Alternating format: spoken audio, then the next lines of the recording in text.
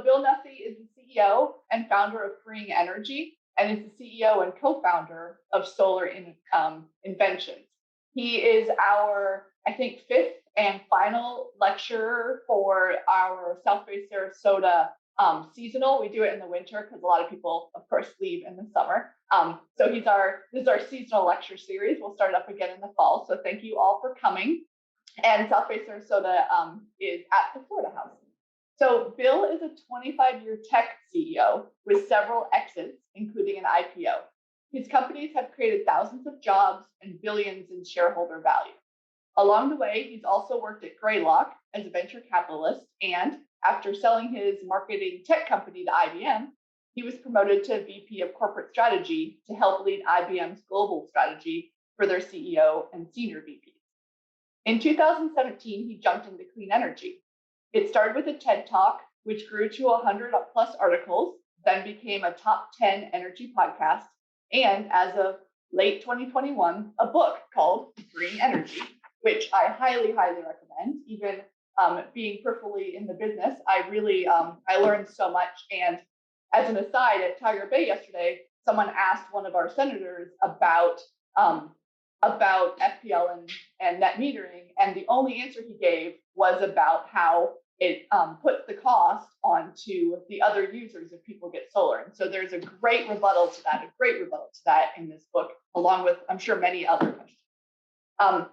Freeing Energy has hit Amazon's #1 new release in 3 categories: solar, energy, and energy policy. He also has a startup called Solar Invention, which is commercializing a patented breakthrough in the manufacturing process of silicone PV. He has a degree in electrical engineering from North Carolina State University and an MBA from the Harvard Business School. Welcome, Bill. Thank you. This is such an exciting time. It's kind of a crazy time. There's some important battles to fight, and I'm really honored to be here today and chat with you folks. Happy to leave some time at the end to answer questions. Particularly, I think this topic is timely in Florida, and I live in Georgia. South Carolina, North Carolina, California are all battling with this utilities versus local energy challenge. And I hopefully what we'll give you today is some ammunition for why local energy, which I mean rooftop solar and community solar and solar and battery microgrids, why these are so important compared to what the current grid offers us, and why they're inevitable.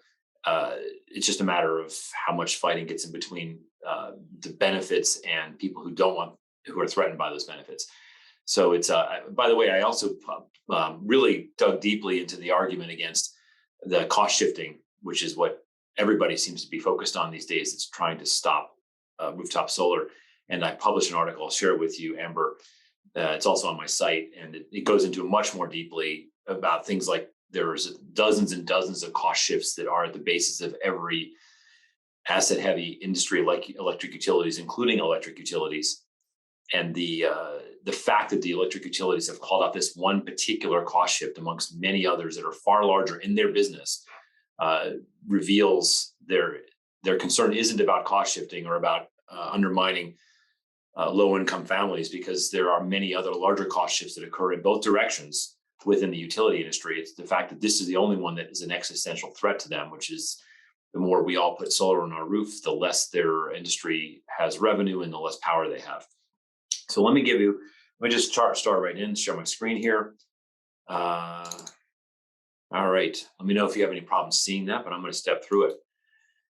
So what happened in the last week creates a sense of urgency that is palpable. And even this morning, if you read the news, as of yesterday or today, the latest readings on CO2 concentrations are higher than it's ever been in human history, and higher than CO2 concentrations have been in 4 million years. And when CO2 concentrations were this high 4 million years ago, the sea levels were 75 feet higher than they were today. And the IPCC came out earlier this week, and pretty much said we have till the rest of the decade. We have to take extraordinary changes in order to fend off irreversible and massively damaging climate change. And I got to tell you, when I wrote this book, it wasn't about climate change. If you go through the book, you will see nothing in there about the urgency of climate change. And I did that very specifically because a very large portion of the United States and the world isn't concerned about climate change, or worse, they think it's overblown as a concern. And I wrote the book really focused on the single universal truth that everybody can agree on, regardless of their political and ideological affiliations, which is that people want to save money and they want to make money if they're investors. And the book targets the economic arguments more than any other. There's some 500 books about why climate change is dangerous and suggestions on how to handle it. And I didn't want to make another one of those books. But I got to tell you, this week's news, including this morning's, has caused me to shift into, holy cow, this is urgent mode. And I put together a presentation for you all that's really, I haven't done this before. It's a new angle on the book, and everything I'll talk about is in the book, but I'm going to give you a through line focused on the urgency of action and why local energy is by far the fastest way to act, even if Florida is trying to shut it down and may well make it difficult in my state, Georgia, and North Carolina and South Carolina are following quickly. So here's the problem. When you listen to even the pro climate change, climate action people, including the current administration up in Washington, D.C., they will talk about the urgency to make change, but they'll talk about a set of things, all of which will take more than a decade to roll out. And there's a disconnect that I literally haven't heard anybody point out anywhere. And you all need to help me get this word out there, because when we talk about building out giant systems, which is what any legislation we'll see out of Washington will support, all those systems are going to take well past the end of this decade to deliver, all of them. Building out large-scale wind and solar requires hundreds of transmission lines that do not exist today. And these projects, on average, if we ever, all of us on the Zoom today got together and decided to make a transmission line, we would not expect to have it go live for a decade after we started the project. And 75% of those transmission lines that we might put into the queues to be approved and built are finally just dropped out by their owners, because they're just so expensive to wait year after year after year. And often what happens is the regional utilities and grids say, you've got your solar and wind farm financed, but in order to connect it to the grid, you're going to have to pay us to upgrade that part of the grid. And that can take the cost of a utility scale wind and solar project up 50 to 75%. Very few people look at this as a challenge, but it's a real challenge, and it's slowing it down. The largest grid operator in the United States, PJM, announced a few weeks ago that they're putting a 2-year pause on reviewing new solar interconnection requests. And so the very first new solar farm that will go live, that's being applied to today in this part of the United States, the upper Midwest, East Coast part of the United States, will be 2027. And I imagine that this 2-year pause will get addressed, because it's just, in the face of the urgency, untenable. But this is the kind of stuff that advocates for clean energy are running against, are running with as their main play. We got to build big things. And here it's even worse. If you look at some recent data that came out, and you look at the yellow lines here in the bottom of this graph, this is right out of the US government data. The cost of actually building out transmission and distribution is increasing incredibly quickly. What's going down, and the reason prices are only ticking up a little bit, is that the cost of solar and wind are going down. So the cost of delivering it is going up. The cost of making the energy is going down. And the more we rely on these giant centralized systems, the more their costs are going to continue to go up, because of the need for building transmission and distribution. So it would be great if our politicians were fixing this. In many cases, both federally and at the various state levels, the politicians are actually causing all of this to get pulled back, to slow it down, to stop it, which is, history will look poorly on these folks. I just hope it's a history that is around, is in a position to even consider these matters and isn't overwhelmed with larger problems. And so a lot of people point to nuclear, and nuclear is the great dividing line among clean energy and renewable advocates, because a lot of people, particularly in the federal government, which funds research and development and subsidies for nuclear to a tremendous degree, think this is the only way to build it out at scale. And I talk about nuclear deeply in my book because when I started writing the book, I was a big fan of nuclear. It has its issues, but on balance, I thought it was a really good solution. And as I continued my research, I became more and more, first, I leaned against nuclear, and then I was surprised. And this has nothing to do with radiation or accidents or anything like that. It's just a pure economic argument I'm not going to get into too much today. But it's important for people to know that in the United States, the only nuclear plant being built is here in Georgia. And there is no planned nuclear plant builds for any time in this window, this decade. Not a single nuclear plant is planned to be built in this decade. And if you look at the Vogtle plant, it's 16 years and counting, and it's still not complete. So I scratch my head when politicians and climate leaders say we need to act with urgency and nuclear needs to be part of it, because no one is able to build a nuclear power plant in the United States probably in less than 20 years. And that is so far outside the window. Now, if there's some nuclear folks that are excited about the promise of nuclear, I would agree with you that there's companies like NuScale, which are scheduled to go live with their first pilot small scale project at the very end of this decade. But if you follow it, you run into the other very large issue with nuclear, which applies nearly equally to the small scale systems, which is nuclear is the most expensive way to generate electricity. And this is overlooked by everybody. The prices here are non-subsidized. And I have another graph I didn't include where it shows if you go out 10 and 20 years, solar ends up being by far the least expensive, and nuclear actually goes down very little. And that's assuming that we roll out small scale nuclear in the next couple of decades, which should be a little bit cheaper than the traditional large scale plants that we're most familiar with. People are surprised to see how expensive coal is. Obviously, if you've already built a nuclear plant, you've already built a coal plant, and it's been around for decades and it's paid for, running it is relatively cheap. So we should continue to run existing nuclear plants from an economic point of view. We won't even touch on the debate about radioactivity, but we'll just focus economically, which is really the angle that I'm going to bring to any discussion, that nuclear does make sense from a economic point of view if you run existing plants that are paid for. But new plants are crazy expensive, and the gap is getting much larger. If you go out 10 years, the cost gap between nuclear and solar is 4x. And again, not to get into the weeds on this, but the nuclear advocates will say, yes, but solar is intermittent and it's unpredictable. That's all very true. But ask yourself, even as expensive as batteries are, and they're dropping dramatically, do you think that they're going to be so expensive that they're going to actually, together with solar, make it more expensive than a 4x price difference? And the answer is absolutely not.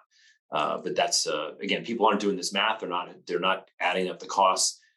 Nuclear is what I call in the book, I refer to it as a chapter head or a subsection head as the faster horse. And I tell the story of Henry Ford when he was asked about, famously, what were customers telling you when you decided to make an automobile available to the masses? And he said, if I'd asked people what they wanted, they would have said a faster horse.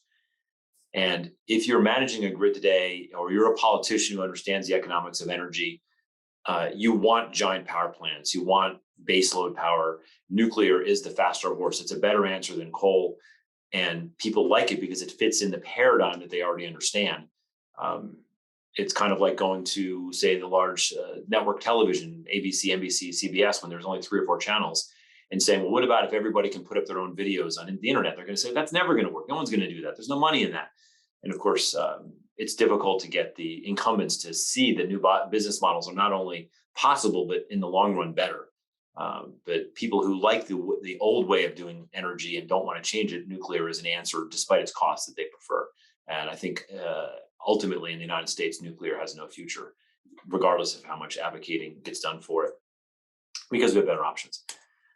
But the thing that drives me crazy as a technologist, as somebody that's done tech startups and is deeply comfortable, familiar with, and passionate about the tech innovation cycle, I like to point out the story in the book where I imagine if I had a time machine, and I do this, it's kind of goofy, but I think, like, what if I could go back in history and tell people about these great technical innovations? And I imagine if I could go back to the Wright brothers in the 1920s, I think it was early 1920s when they first flew their flight, and and said, let's come forward to 2020. Let's go for a ride in a 747. Let's go for a ride in on an F-15 jet fighter. This simple idea that you had just 100 years ago, look what it has created. Or go back to Charles Babbage and these early manual computers that could add up numbers and show them a digital computer. Or go back to Alexander Graham Bell. And when his first phones were coming out in the early part of the 20th century, and bring them to today and say, look, and this device in your hand was a direct descendant of what you invented a century ago. And with this device, I can access the sum total of all human knowledge instantaneously and talk live to one of 7 or 8 billion people with simply typing in a dozen numbers. And it's amazing what these simple ideas technically have evolved to. But if I was to go back and get Nikola Tesla or Thomas Edison or George Westinghouse or any of the founding fathers of the grid and bring them forward 100 years ago, they would probably be embarrassed and angry. They would say that you have done absolutely nothing from our invention. If you walk around a substation from 1920s, and this is a real photo of a substation from 1920, to the general eye, it looks like the exact same thing. And in many respects, it is the same technology. It's still a giant single circuit of electricity running at 60 hertz AC waves, shared amongst countless end users from a centralized generating power plant. Even if you were to go look at a coal plant, why they've gotten somewhat more efficient from sort of the mid 20s% efficiencies to the low 30s% efficiencies, they're still structurally the same ideas. They're really unchanged. And so of all the great technologies that have changed our world, this one drives me crazy because electricity, which is at the root of all of these, you can't have telephones, you can't have computers, you can't even fly planes without electricity. The underlying industries remain absolutely unchanged. And I won't get into it today, but there's reasons for this economically why it hasn't changed. It's not because we don't have the technology. It's because we've set up a regulatory system and a political system. And this isn't, conspiracy theories. This is just right. You just look at it. You look at what we pay utilities to do, and we pay them absolutely not to innovate. And as long as we continue to tell them not to innovate, they're going to happily not innovate. And that's where we're stuck today.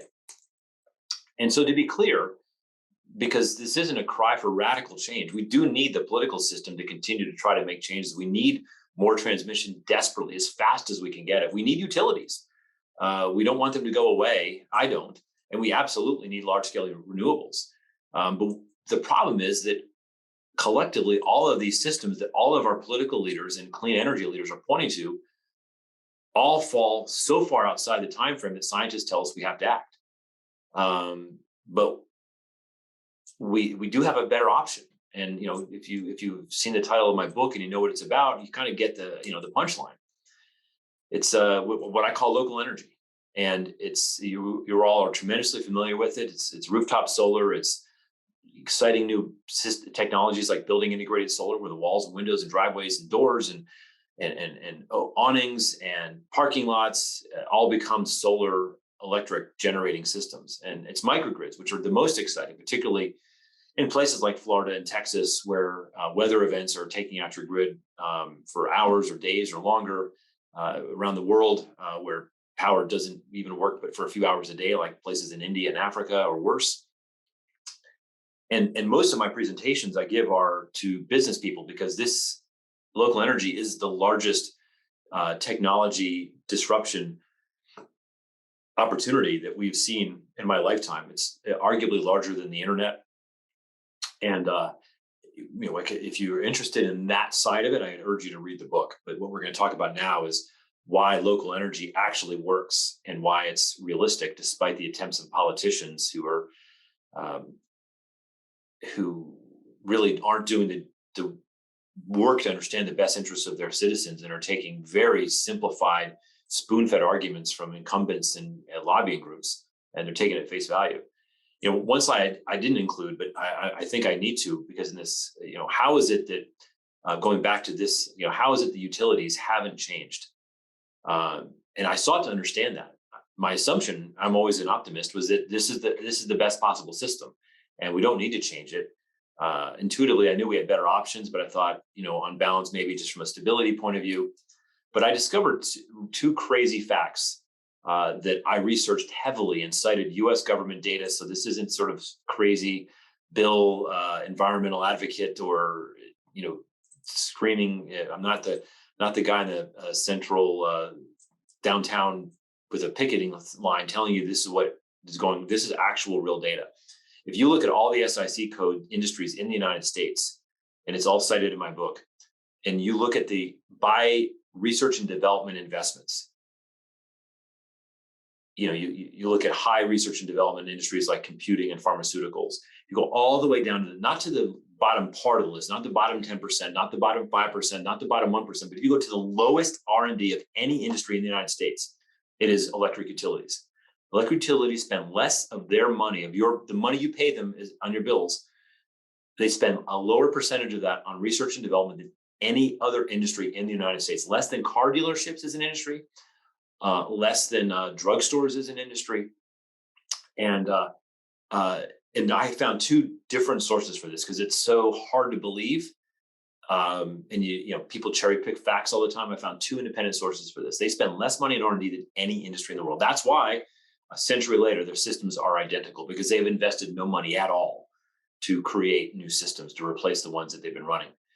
But the other fact that's fairly surprising is that if you look at all of the same industries, you rank them by SIC code, by political lobbying, at the federal level, and again, utilities are regulated entirely by the state. So you would imagine that their federal lobbying is a relatively small portion of their lobbying. If you look at the federal lobbying, which is the only place that needs to be disclosed legally, they are the third largest lobbyists behind pharma and insurance, I think. And if you consider state level, where they're regulated, it's likely that utilities are the largest lobbyists from a percentage of spend. So when you look at where utilities are spending their money, they are the largest investors in lobbying of any industry in the United States. And they're the smallest investors in research of any industry in the United States. And you start to see why this change here exists. They're not only do they not incented in spending any money to go from the 1920s to the 2020s, but they're spending the largest amount of money of any industry to prevent the governments and the legislators from making change. So the good news is that in many other industries, and I have several stories in my book about AT&T's national monopoly, and there's others where technology and innovators and advocacy groups will force the system to change. And right now, Team Local is taking some hits, and they're pretty painful. But in the end, the technology driving these systems is going to win out and make it inevitable. The benefits of local energy are incredible. And the people are trying to slow it down in Florida and other places. They're picking one tiny argument, which is incredibly refutable, and they're ignoring the massive benefits of doing it. So it's clearly, as I guess everything is, political. But in every single way, local energy is faster to build. It's cleaner. It's more resilient. It creates more jobs, and it's actually cheaper. And this is the other argument that is largely misunderstood, because most clean energy advocates, without blinking, will tell you that, well, rooftop is fine, but it's much more expensive.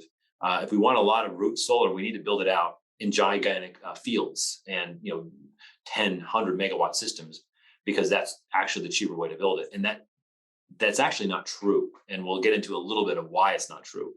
But it certainly isn't some black and white answer. It's very debatable. So let me talk about faster.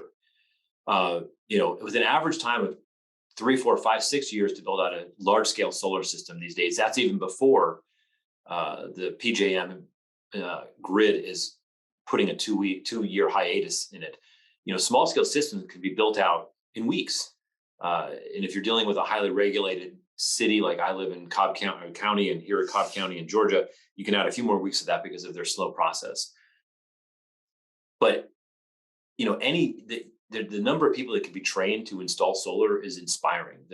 The skill set required to install it it's not like running a nuclear power plant or building a specialized cement to lay down a coal plant, or turbine technology to build a natural gas plant, right? Solar can be built by a wide set of people who are actually in the community. There's studies that show that when the solar is built on your roof, 25% of the check that you write to that installer stays within your community. It stays in your community. That means that it's paying for the firefighters and the teachers and the parks. And I assure you, when they build a 20 megawatt solar plant somewhere in, off the highway and where nobody lives in Florida, that none of the people in your neighborhood are going to benefit from that. And very typically, a lot of the people who come in are going to be from out of state. So there's tremendous local job story in addition to speed. Local energy is way cleaner. And this is an important argument. If you're in Florida or Georgia or anywhere really, some part of your power that you're generating, as you're buying from the grid, is coming from coal and natural gas and nuclear, all of which have environmental issues. And if you put solar on your roof, you can say that every kilowatt hour generated there is the cleanest possible kilowatt hour that exists. So just to give you a sense of what a difference you can make by putting solar on your roof. So when your friends in Florida are telling you that, hey, I don't really want to do solar now because it's not going to save me a lot of money, you can tell them that is a very valid and unfortunate situation. It might take now up to 15 years to pay it back. If you put an upgrade on your house, it might take 15 years to pay that back too. So don't get too caught up in that argument. But the environmental impact you can make by putting solar on your roof is so much bigger than people realize. So if you put a traditional size solar setup on your traditional American roof, you're going to generate about a megawatt hour of solar electricity, which is incredibly clean. If you compare that to a megawatt hour of coal, first of all, it's 1,100 pounds of coal that stays in the ground. So just 1 month of solar on your roof, 1 month of solar on your roof, if it was offsetting coal-powered electricity, is 1,100 pounds of coal, 185 pounds of coal ash. As you know, Florida and Georgia have huge issues with coal ash leaching into the water tables. 4 pounds of SO2, 1.6 pounds of nitrous oxides, 2,100 pounds, a ton of CO2 is kept out of the air from coal. And don't get too excited about natural gas. It's only like 1,600 pounds of CO2 equivalent that per megawatt hour generated. So even if your state legislators and utilities are saying, hey, but we're super great, we're putting natural gas up everywhere. If you put solar on your roof and you're replacing natural gas that would be generated centrally by your utility, you're keeping 1,600 pounds equivalent of CO2 out of the atmosphere for just 1 month of that solar panel on your roof. And also 16,000 gallons of water, which is a crazy amount. So again, if you put solar on your roof, whether it's nuclear or coal or natural gas, on average, you're going to keep 1,600 gallons of water from being used to cool whatever that thermal-based power plant is. And oh, by the way, coal ash contains surprising amounts of thorium and uranium. Actually, coal ash is far more radioactive than nuclear plants, which is just a crazy stat. So in any event, the local energy is more resilient. This is something that I think is incredibly important for Florida and Georgia and Texas and Puerto Rico and other places. And when you put a solar battery system in, you've got the most reliable source of electricity possible. And I went online to find pictures for this slide, and there was hundreds and hundreds of pictures. Some are probably made up, many are real. It's a neighborhood where all the houses are dark except for one, and that house has solar and battery on it. And the same goes for campuses and strip malls and hospitals. And so this benefit of local energy is, I think, probably the fastest and biggest driver happening right now. And if if you're worried about very existential things that could affect not just severe weather events, I did a lot of research for the book. These are right from the book. The former head of the national U.S. department that oversees all of the grids in the U.S., it's called FERC, and one of the more famous chairman, John Rollinghoff, said it wouldn't take that much to take out the bulk power system. The dots here I removed. He said you can just take out about 7 or 8 large transformers at substations, and the U.S. could be down for a year. The entire grid could be down for a year. But he went on to say that a more distributed system is much more resilient. If you have millions of distributed generators like rooftop solar, you can never take that down all at once. Retired CIA director James Woosley has testified to Congress multiple times, has had an op-ed in the Wall Street Journal, and he said microgrids are inherently less susceptible to attacks by foreign governments or natural attacks like solar flares, which could take out and have taken out large portions of the grid in history. We haven't had any the last 10 years, but solar flares are a massive existential threat to the grid. And all these small scale systems that Florida now decides they want to stop making give you reliability against the nation's enemies, against solar flares, against accidents, against weather. But you know what? We want to make them too expensive for one teeny little argument, which is the cost shifting argument, which is just generally not true. And local energy creates more jobs. This is something that is crazy. And I had never found this. It took me about a month to find the source data here. But you have not seen this graph before. But when you're talking to your legislators and policymakers, and you can go to my site and in my book, it's all there. It's all cited. All the sources are cited. All the math, the spreadsheets that I do the math with are all in there. I don't know of another book that has this research in it. I have hundreds of pages on my website with all the data behind every graph you'll see, and there's 20 times more of this in the book. For every megawatt hour built or every megawatt built, local energy creates 10 times more jobs. So when someone's arguing with you that if we want to do solar, but it's so much better to do a large scale system, tell them about the jobs. If you want to create jobs, and that's very important to the current administration in Washington, who's talking about the jobs from building transmission towers and large scale solar, someone needs to tell them that 10 times more jobs get created if you build small scale solar. And those jobs are in the community and in the communities that most desperately need jobs. Again, these are arguments that are so apparent, they're so demonstrable, and yet nobody is talking about. So why am I a tech CEO, a guy that's had some good fortune in business, getting on calls like this? Because I've been turned into an advocate, because the people are making decisions without looking at anywhere near the available facts, undisputed facts. You can go look at the sources for this. No one's done the division that I did, but here it is for a lot of people for the first time. And then the most surprising thing is, the most contentious, is that local energy is cheaper. And I'm not going to get into this too heavily in the interest of time, but a lot of the notion that local energy was something that was only available to wealthy people was born out of reality. Just go back to 10 years ago, and only wealthy people could afford solar energy. Putting solar on the roof was just too expensive. What's happened in the last 2 or 3 years, and it takes the world, it takes the US and analysts and policymakers a couple of years to sort of catch up with reality, that the price of solar and batteries has dropped so far that a solar only system is now cheaper than buying electricity from the grid on average in the United States. But the part that's really exciting is that the price gap is going to continue to get wider and wider. And if you look at, like, here in Georgia, we have declining electricity consumption per capita in our state, but we decided 16 years ago to build a nuclear power plant. Presumably at the time, we thought that per capita increase would continue to increase. It hasn't, because of things like LED bulbs and just awareness of efficiency.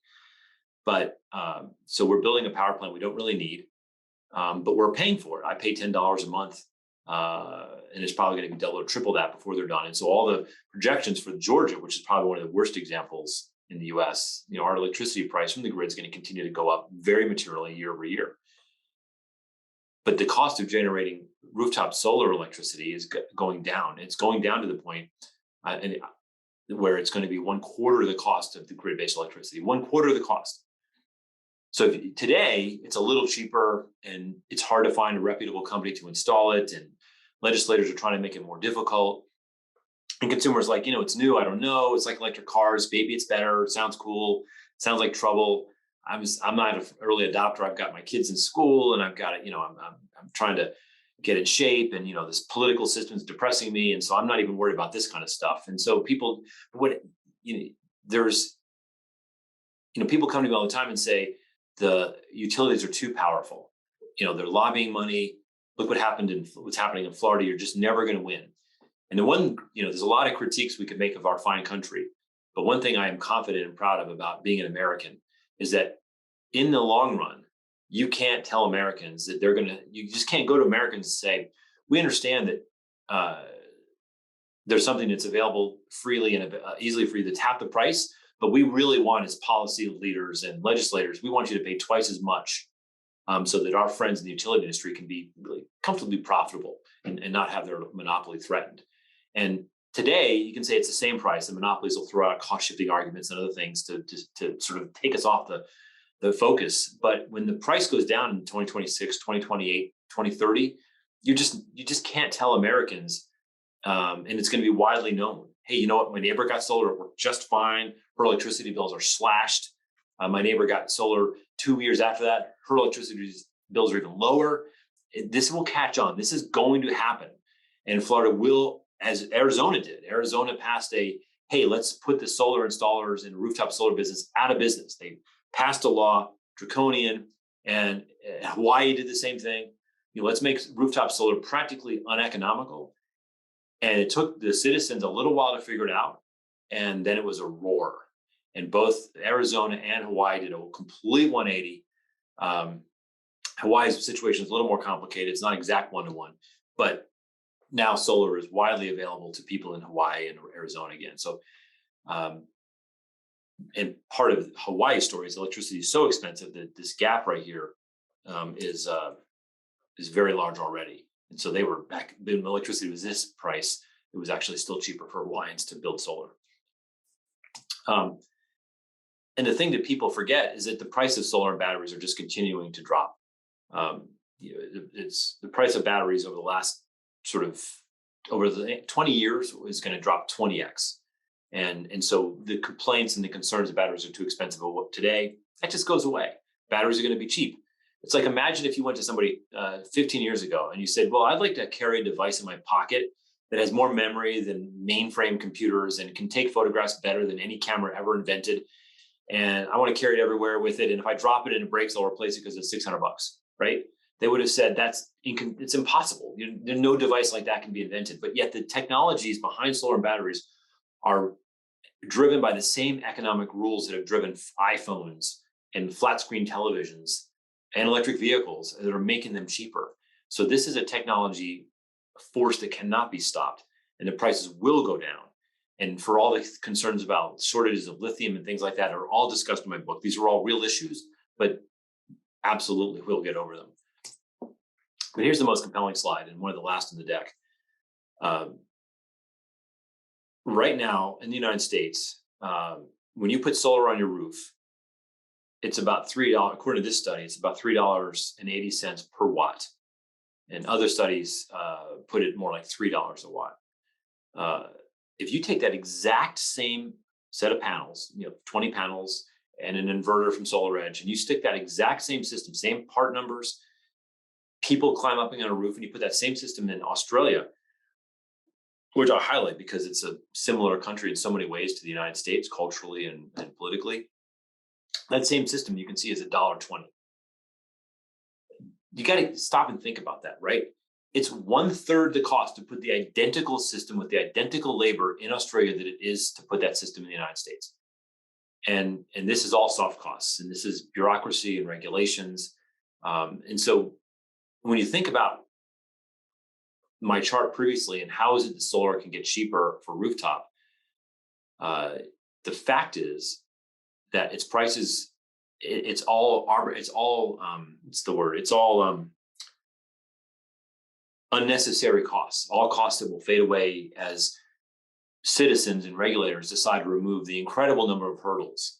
And these are things like when I put solar on my roof here, the county had to come out twice physically. And I had to pay my installer to sit in my driveway in his pickup truck. I remember because he came in and wanted to use the bathroom once. I said, "What are you doing?" And he goes, "Well, I'm just sitting out here waiting for the Cobb County inspector to come and look at our finished work." And I said, "Well, can you have him call you?" And he says, "Nope." I said, "Doesn't he give you a time?" He says, "Nope." He says, and this was the project manager. This wasn't some junior guy, because he had to be able to answer all the questions for the county installer. And the county installer didn't like something. So the county regulator made him come back. Then the guy had to sit in my driveway again for half a day waiting for the county guy to show up. This is why solar is so expensive in the United States. And this is why it will get easier. And there's incredible systems, many of you are familiar with, like SolarApp, that are streamlining this cost. And we'll get down to that $1.10 and cheaper as we move forward. So listen, local energy is cheaper, it's faster, it's cleaner, It's way more resilient. It probably is one of the biggest business opportunities in the history of business. It's up there with the internet. And the economics I just described with you, it's becoming irresistible. So I really appreciate the opportunity to talk to you guys today. If any of the things that I said excite you, I'd encourage you to follow us on the internet, on Twitter. We spend a lot more cycles at LinkedIn because a lot of the concepts are complicated and don't distill down to little tweets. My book has done remarkably well, and appreciate the shout out from Amber. And we just found out, Amber, since I talked to you last, that the Free Energy podcast is now the #1 renewable podcast according to the FeedSpot, which seems to be one of the top rankers of podcasts. So the podcast is, for those of you that don't like to read but prefer to listen, I'm delighted to say that the podcast is doing well. Thank you all. We'll have to take you on, Bill, with our podcast, Appeal. Yes. Well, we really, really appreciate it. So if anyone has any questions, put them in the chat, and then I think that Davis or I will answer them. We see the first one is that it's being recorded. Davis, when are you going to put that up? Yeah, so that'll be up at the very latest Monday, but I'll try to get that up on the South Face YouTube today. All right. Are there any other questions? I think you're all unmuted, so you could just ask directly too if you want. Oh, great. Yeah, then I'll ask first of all, that was awesome. I am so inspired, and I'm on this thing called Environmental Working Group, but I was delinquent in getting the notification for this and circulating. I'm going to tell everybody they have to watch this. It's so good. Now, I'm in it. Now, my question is, how can our local solar providers, several of whom are frequent speakers here, are companies like Brilliant Harvest, they fought so hard. How can they get through the downturn that is going to happen now because of this regulatory thing and stay in the game to take advantage of this exhilarating upturn that you just described? What short-term survival strategy do you recommend?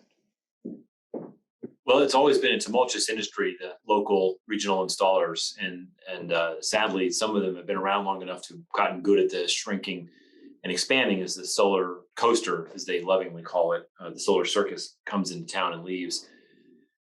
There's no really good answers for it, but I think that the one of the challenges that's happened is that there are so many benefits to solar, local solar, but for a variety of unsurprising reasons, the conversation always comes down to, will it save me money? Will my electricity bill go down? And that, of all the benefits, and I've listed 18 giant benefits in my book, and I covered a few of them here, none of those get any attention or airtime. It's just, is it going to save me money? And I think the first thing is that, there's a subset of the people that will buy it beyond just the money. And honing that argument is critical, which is why I took the time to, it took 4 years to write a book, because people that do want to understand how they can impact the environment better, et cetera, there's a good argument there. The second thing is, and I don't know the deep details of Florida's laws and what Georgia's considering right now, but I can tell you that in California, where I got very, very involved and successfully got that nasty net metering law at least delayed and rethought, I can tell you a couple of things. First of all, in California, if you wanted to add batteries and you're going to be able to, because you can store the excess solar rather than sell it back to the utility, you don't care what the net metering law is in California. So even if they pass some revised version of net metering, which is less economically beneficial, if you choose to step up and get batteries for reasons of resiliency and things like that, you don't care what the net metering law is anymore, because you're never going to sell a kilowatt hour back to the utility. And the final thing I would learn from California, which was fascinating, is California is an interesting state, and they created a degree of consumer action that I only learned about the other day. I mean, I read about it in bits and pieces, but they had marches on the governor's mansion on this. They took a whole beach and they painted it with a pro local solar message. I didn't even know you could do that with beaches, and you could see it from space practically. And so they just did all these outlandish things. And as you know, the governor finally chimed in, not the Florida or Georgia governor would ever chime in on something like this, but they basically made it so painful that the politicians got involved and overrode the incumbents in the lobbying. And so now we'll see what they come up with, but it showed, and Florida did this too. Florida had the bill amendment number one a couple of years ago, and it almost passed, and it was only because of advocacy. It just takes an amazing amount of advocacy to break through the incumbents in the lobbying. Oh, good. We have a question about Tesla, which is the Tesla system reasonable? And then your second question is about rooftop solar, because roofs and insurance are huge issues here in Florida. I didn't hear the last thing you said. Roofs. So the second one is about roofs and insurance and rooftop solar. Okay, yeah. What if there might be a solution to that? Because that's a huge problem here in Florida. So Tesla's, in my estimation, and I've looked at it fairly heavily, is that Tesla has one of the best battery systems. Their power walls, they're very hard to get because everyone's figured that out. They're also less expensive than most of the competitors on a performance basis. I think, but there's a number of really good companies. My podcast, I'm interviewing the head of Generac, who traditionally makes generators, but is now moving aggressively, including storage batteries, into the market. So I'll have some thoughts on where they're going and how they compete with Tesla. That podcast will come out later this month.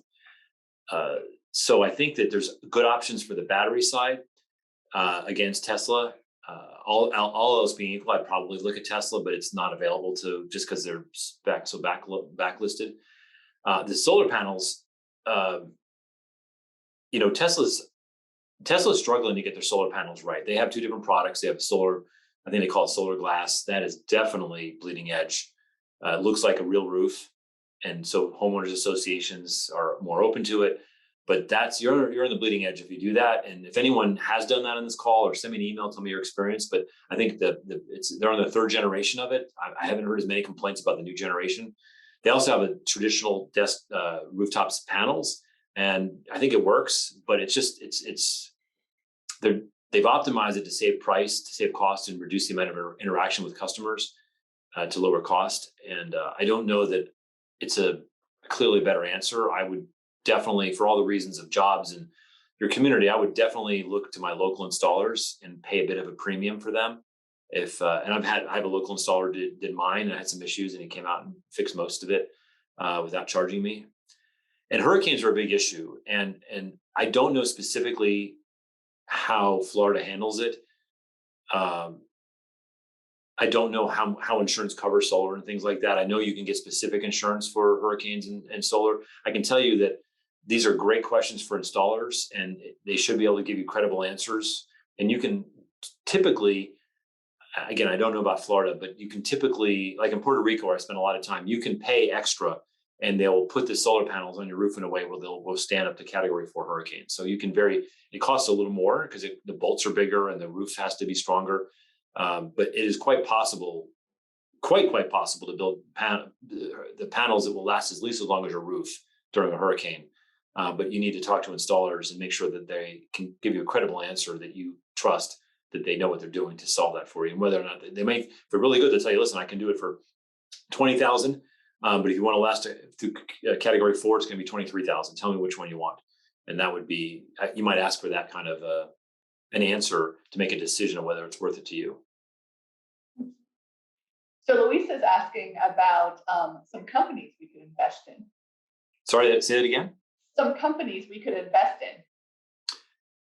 That's a great question. I just interviewed on my podcast a really wonderful company CEO, fantastic story, personal story, but she started, it's like a hedge fund, but it's called an ETF. It's all over the world. It's a very popular concept. It's like a lightweight hedge fund, but for those of us that invest in it, it's like a hedge fund. So it's just a stock ticker you go look at. And she and her team have created one that's the only one I'm aware of, which is why I got her on my podcast. And it's entirely focused on distributed generation, so she uses my book as their primary. And she created this before she ever heard of me or my book. And the book came out and she got excited about it. She now uses my book as her primary marketing tool for her ETF. So if you're interested in the general themes I've described, then her firm is called iClima, ICLIMA. I think legally I'm not allowed to endorse it or tell you anything about it. I have no, I put my own money into it, but I mean, it's not going to make money or lose money. In other words, I have no upside to tell you. So I'm entirely indifferent to whether you invest in it or not, but I have found that is the single simplest way to bet on the thesis of local energy that exists. I expect there'll be many more of those in the future in terms of opportunities to invest. Private investing in startups, I would generally avoid it. I don't personally invest in private startups, and I did it professionally. So it's angel investing. The general concept is if you're good enough to make money as an angel investor, then you should quit whatever you do and become a venture capitalist. Almost every angel investor I know, including me, loses more money than I put in. So I would stay away from private companies and that's my advice to all my friends. That is good advice. I'm sure my financial advisor would say the same thing. Yes.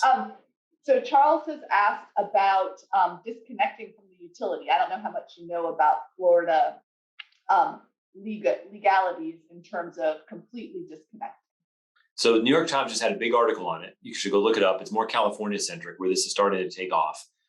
The problem is that you can't realistically have enough batteries from a cost point of view, because what happens if it rains for 3 or 4 days, right? And you have no sun and the batteries get depleted. So the only solution is to put a natural gas, propane, or diesel generator as part of it, and hopefully you never use it, right? But if you have one of those days where it rains for 4 days straight and there's no sun, your battery's depleted, then you need to fall back to the generator. Or you can just tell your family that, listen, we might be on a 2-day outage if it rains a lot.